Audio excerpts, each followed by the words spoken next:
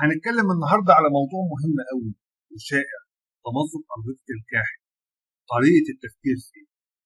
أنا الدكتور أحمد العطار، استشاري جراحة العظام والعمود الفقري. مبدئيا قبل ما نخش في تفاصيل هل الموضوع ده خطير؟ طبعا لا. هو من فضل ربنا علينا إن أي حاجة مشهورة غالبا هتبقى أمورها بسيطة، مفيش فيها مشكلة. 99.9% بيتعالج تحفظي. مهم جدا ان احنا نتشخص صح ونتعالج صح. نخش بقى في الموضوع. اول حاجه، هو الكاحل دوت عباره عن ايه؟ بصوا يا جماعه، الكاحل دوت الساق اهي، وادي عظمه بتركب في الساق اسمها الثالوث، دي فوق الكعب، يعني الكعب ثالوث ساق، نتوء خارجي نتوء داخلي. النتوء الخارجي دوت بيمسك في الثالوث والكعب رباط اسمه الرباط الخارجي، وده اشهر في القطع او الامتداد من الداخلي. النتوء الداخلي ده بيمسك في الثالوث والكعب داخلي. احنا مش هنتكلم على ده، احنا هنتكلم بس على الخارجي. طيب بصوا يا جماعه، لو اللويه، اجيب الرسمه. بصوا يا جماعه، ده صابع الرجل الكبير لو دخل لجوه، يعني احنا الكعب بتاعنا اتلوى لجوه، يبقى الرباط الخارجي يتمط، يتقطع جزئي، يتقطع كل. طيب لو الصابع الكبير بص لبره، يعني الرجل اتلوت لبره، القدم اتلوت لبره، يبقى الرباط الداخلي هو اللي بيتمط او يتقطع. واضح يا جماعه؟ طيب يعني إيه السبب ان يحصل حاجه زي كده؟ هو الالعاب اللي هي فيها احتكاك قوي زي كره القدم،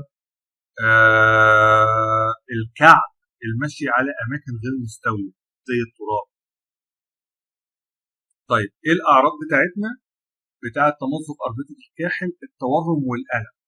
خلي بالكم يا جماعه، التورم والالم هم اللي بيحددوا درجه التمزق مش الاشعه. يعني خبره الطبيب هي اللي هتقول هو الدرجه الاولى ولا الثانيه ولا الثالثه عن طريق الفحص. الاهمال او التساهل في حاجه زي كده ممكن تدخلنا في حاجه اسمها عدم استقرار وظيفي، اللي هو عدم ثبات الكاحل، يعني ما بقاش ثابت، في كل حركه بيخون الواحد او الواحده بيقع. طيب ده شكل الزرقان، شوفوا الزرقان ده كله ما يبقاش فيه كسر، يبقى بس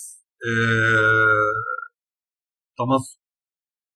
طيب في سؤال، هو انا اقدر امشي بعد تمزق الكاحل؟ وده الاحسن.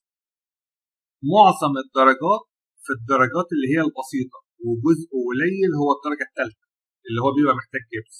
فده الدرجات اللي قبل دي كلها كل ما يبقى الالم اقل، اول لما يقل يهدى شويه، لازم نتك شويه على رجلينا عشان الرباط يلم في وضعه الطبيعي.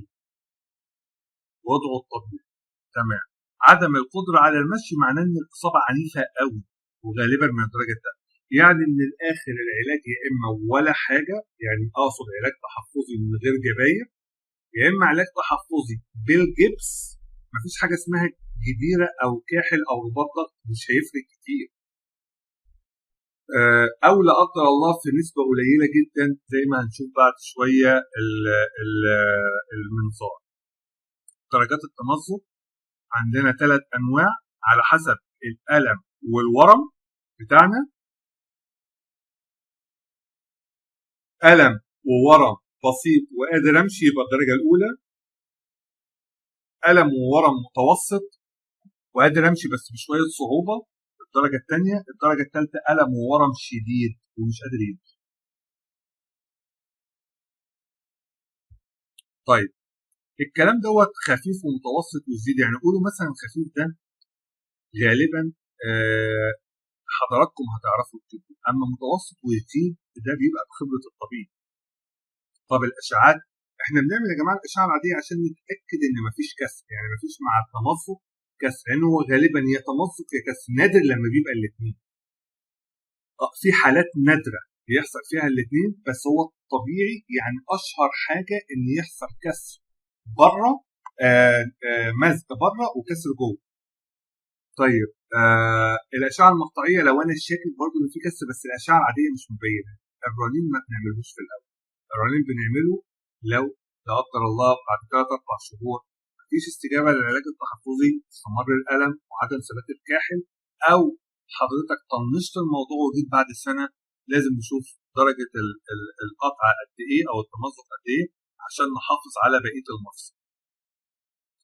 طيب ازاي نخلي تمزق الاربطه تلم بسرعه؟ مهم جدا ان الورم يهدى. اول 24 ساعه نشتغل على الورم بايدينا واسناننا، عشان طول ما الورم قليل كل ما الجسم هيقدر يتفاعل كويس. كمادات ميه بارده ودي ليها طريقه معينه، هو رفعه الرجل ورباط الضغط اللي هو بس عشان الهدف نقلل الورم، ورفع القدم لمستوى القلب يعني على مخده واحده بس.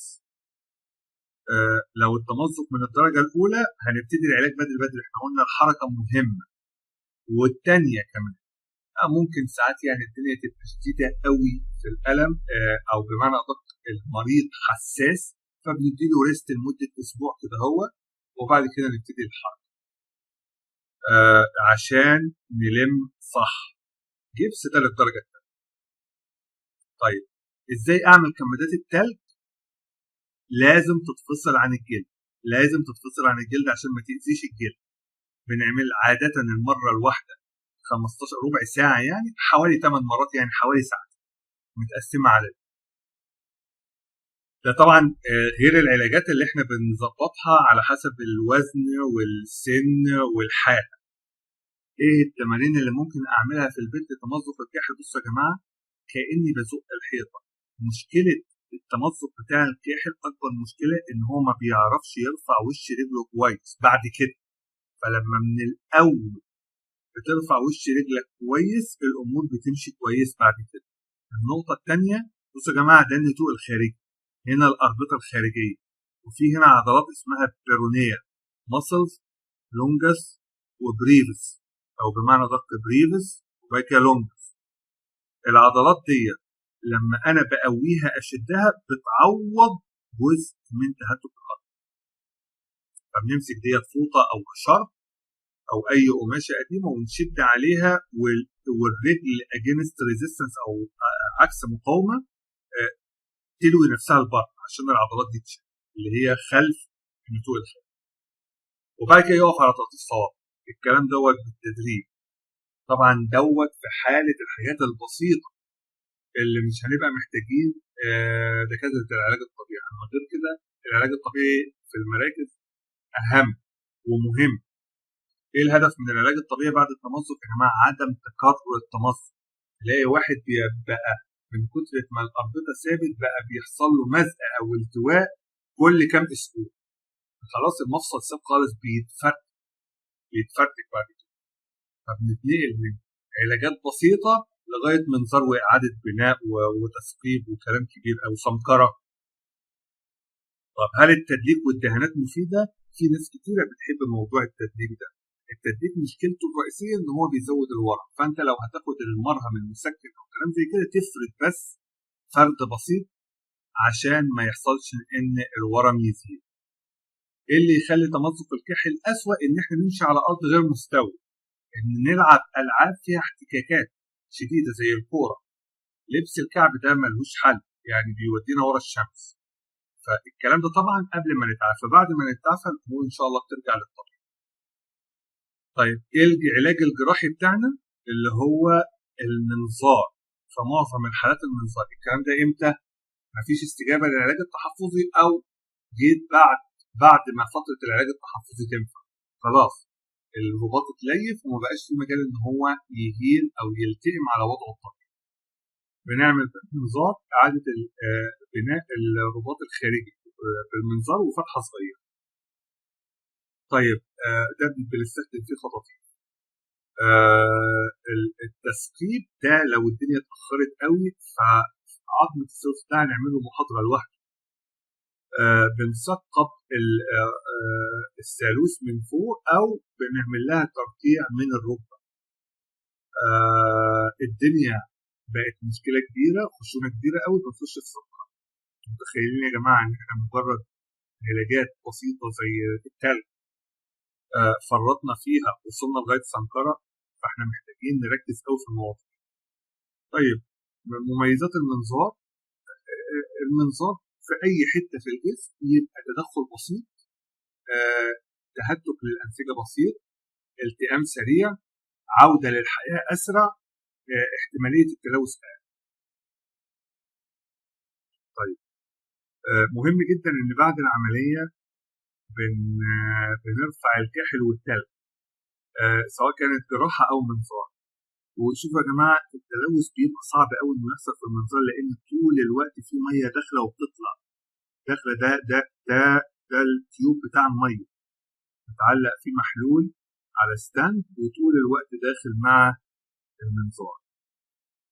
بعد كده بنربط برباط الضغط وبنرفع وبنحط التلج. مشاكل المنظار تقريبا مش موجوده، فاحنا بعض الحالات اللي بيبقى فيها مشاكل كبيره قوي لما بنبقى محتاجين نستكشف بالمنظار، يوم ما بتخش زي ما بتطلع بس تسوق لا. طيب، اكبر مشكله او اشهر مشكله اللي هي تقريبا ما بتحصلش، اللي هي التلوث. التلوث اصلا هيحصل ازاي الا لو المناعه ضعيفه جدا، واحنا اصلا بنستخدم ميه. احنا في التلوث بنتعالج بالميه، نغسل كتير، فدي اصلا العمليه كلها ميه. يحصل ساعات تورم ودوت بيتعالج بمضادات التورم. محتاجين وقت قد ايه عشان التمزق يلتئم؟ على حسب شده التمزق، يعني من اول اسبوعين لغايه 6 شهور. من اول اسبوعين لغايه 6 شهور. انا تقريبا كده غطيت لكم كل الاسئله اللي موجوده على منصات التواصل بتاعتنا، كلها متخزنه على الباركود هنا. والفيديو ده هينزل بشكل تاني على اليوتيوب. تقدروا تتابعوا هنا، تتابعوا على الفيس، على اليوتيوب، على اي حاجه. صحه حضراتكم تهمنا. سلام عليكم.